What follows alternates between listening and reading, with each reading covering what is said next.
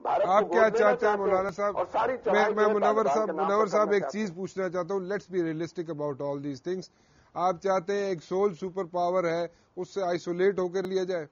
رہ سکتے ہیں آئسولیٹ ہو کے آپ؟ نہیں، آپ اس کے ساتھ رہ کر تو دیکھ رہے ہیں نا. دیکھیے، دشمنی تو کسی سے بھی اچھی نہیں ہے، لیکن امریکہ کی تو دوستی ہمیشہ ہمیں بڑی مہنگی پڑی ہے. ہمارا مشرقی پاکستان اسی چکر میں گیا. ہم سیٹوں سینٹوں، یہ آخر پوری تاریخ ہے نا، ہم سیٹوں سینٹوں کے اندر گئے، ہمیں کیا ملا؟ روس نے تو بہت کچھ دیا بھارت کو، اور امریکہ نے بھی ہم سے زیادہ بھارت کو دیا، جبکہ ہم اس کے الائز تھے، ہم اس کے فوجی معاہدوں میں شریک تھے. اس لیے آپ جو بات کرتے ہیں کہ کیا کیا جائے، جو آپ نے کیا اب تک اس پر راضی رہنا چاہیے نا. پھر آپ کو امریکہ کی دوستی نے آپ کو بڑا پے کیا، دیوار سے لگا دیا ہے، اپنی قوم کے اندر آپ کو اجنبی بنا دیا ہے.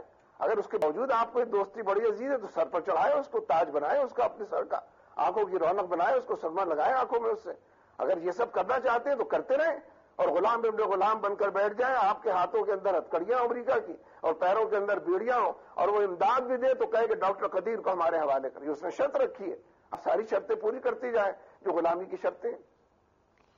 میں پھر دوسری طرف آتا ہوں. میں ایک بڑی انوائرمنٹ کی طرف جا رہا ہوں. میں ذرا پاکستان سے باہر نکل رہا ہوں. منور حسن صاحب، میں پوچھنا یہ چاہتا ہوں کہ اس پہ آپ ناراض ہو جاتے ہیں نا، ایک تو یہ بڑا مسئلہ ہو جاتا ہے. میں ایک سوال کر رہا ہوں، آپ میرے سے ناراض مت ہوا کریں.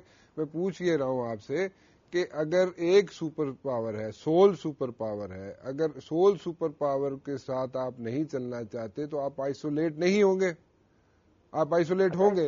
اگر دوسری سپر پاور جو تھی، جو ڈس انٹیگریٹ ہو گئی، اگر وہ ہوتی موجود تو پھر آپ کے پاس آپشنز تھی. ابھی آپ کے پاس سول سپر پاور ہے. آپ کیا یہ فیصلہ کر سکتے ہیں کہ اس سے آئسولیٹ ہو کے رہ جائے؟ اب اس بات کا مجھے جواب دے دیجئے. میری یہ گزارش ہے، آپ سے ناراض نہیں ہونا آپ نے. الگ ہوتے ہیں، آزاد لوگوں کے جدا ہوتے ہیں. جن لوگوں نے ذہنی غلامی قبول کر لی ہو، وہ اسی طرح کے سوال کرتے ہیں جیسا کہ آپ سوال کر رہے ہیں کہ اس غلام کے اگر ہم وفادار نہیں رہیں گے، اس غلام کے جوتے پر پالش نہیں کریں گے تو ہمارا کیا اثر ہوگا.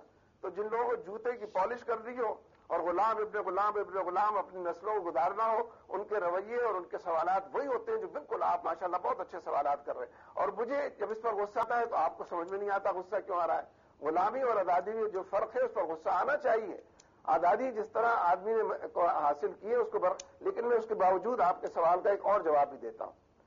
میں یہ سمجھتا ہوں کہ اوباما نے جو لیٹسٹ تقریر کی تھی اس میں واضح طور پر یہ بات اس نے کہی کہ اس ریجن کے اندر چائنا کا نام لیا، اس نے ایران کا نام لیا، ویسے تو روس کا نام بھی لیا.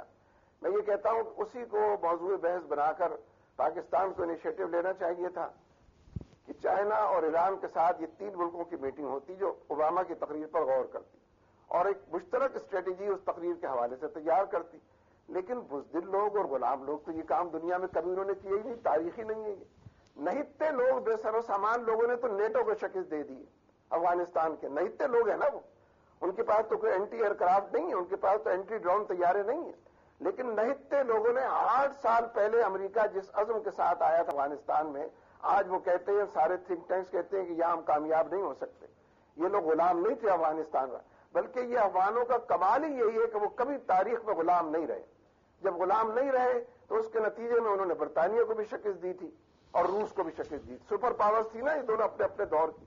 یہ جو افغان تھے یہ تو کچھ بھی نہیں تھے، یہ تو بدوؤں سے بھی گئے گزرے تھے، ان کے پاس تو کچھ بھی نہیں تھا. بالکل ٹھیک کہہ رہے ہیں آپ منور صاحب، آپ درست فرما رہے ہیں، بالکل ٹھیک کہہ رہے ہیں آپ. لیکن ایک ریئلسٹک اپروچ بھی ہونی چاہیے. غلامی کی بات نہیں ہے، ایک تھوڑی سی ریئلسٹک اپروچ بھی ہونی چاہیے. اس لیے آپ سے سوال کرنا پڑتا ہے. آپ خفگی کھا جاتے ہیں، ناراض ہو جاتے ہیں.